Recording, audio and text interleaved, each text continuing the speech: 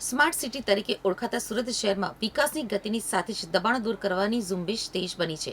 આજે વરાછા બ્રિજ નીચે તંત્ર દ્વારા દબાણ હટાવવાની કાર્યવાહી કરવામાં આવી. શનિવારે સુરત મહાનગરપાલિકાના કમિશનર અને શહેરના ધારાસભ્યો વચ્ચેની સંકલન બેઠકથી થઈ હતી.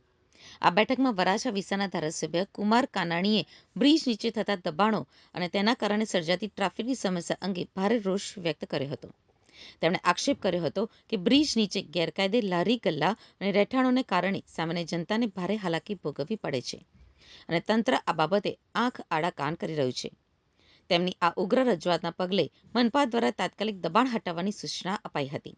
સોમવારે સવારથી જ સુરત મહાનગરપાલિકાનો કાફલો પોલીસ પ્રોટેક્શન સાથે વરાછા બ્રિજ નીચે પહોંચી ગયો હતો.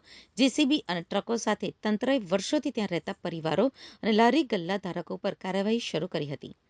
બ્રિજ નીચે ઉભેલા ગેરકાયદે પતરાના શેડ અને કાચા મકાનોને તોડી પાડવામાં આવ્યા હતા. તંત્ર દ્વારા માલ સામાન જપ્ત કરવાની પ્રક્રિયા હાથ ધરાતા આખા વિસ્તારમાં અફરાતફરીનો માહોલ સર્જાયો હતો. આ આખી કાર્યવાહીમાં એક એવું દ્રશ્ય સામે આવ્યું જેણે જોનારા તમામની આંખો ભીની કરી દીધી હતી.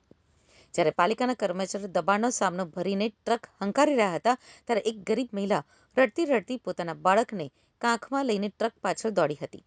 મહિલા રડતા રડતા કરગરી રહી હતી અને કહેતી હતી, મામા, મારું એક પોટલું આપી દો.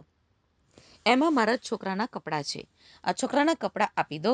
પોતાના વહાલસુહાં બાળકો માટે કપડાં જેવી પાયાની જરૂરિયાત મેળવવા માટે એ મહિલાની ચીસ હવામાં ઓગળી ગઈ, પણ ટ્રક રોકાઈ નહીં. આ દ્રશ્ય સોશિયલ મીડિયા પર વાયરલ થતા લોકોમાં તંત્રની સંવેદનહીનતા સામે ભારે ચર્ચાઓ જાગી છે. વરાછા એ સુરતનો સૌથી ગીચ વિસ્તાર છે. અહીં ટ્રાફિકની સમસ્યા હલ કરવા માટે દબાણ દૂર કરવા અનિવાર્ય છે, પરંતુ જે લોકો દાયકાઓથી બ્રિજ નીચે આશરો લઈ રહ્યા છે તેમની પાસે બીજું કોઈ જ ઠેકાણું નથી.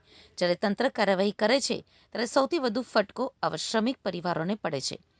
લોકોમાં ચર્ચા છે કે દબાણ હટાવવું જોઈએ, એમાં બે મત નથી, પરંતુ શું આ ગરીબ બાળકોના કપડાં જપ્ત કરવાથી શહેર સ્માર્ટ બની જશે?